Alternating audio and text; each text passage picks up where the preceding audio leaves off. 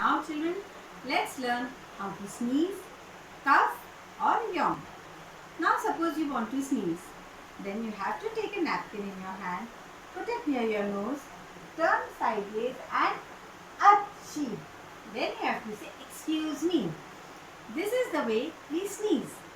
Now suppose you are feeling sleepy and you want to yawn. Again take the napkin in your hand, turn sideways and excuse me. You have to always say excuse me. Now suppose you have cough and you want to cough. So again take a napkin, put it on your nose, turn sideways and excuse me. This is the way we sneeze, yawn or cough.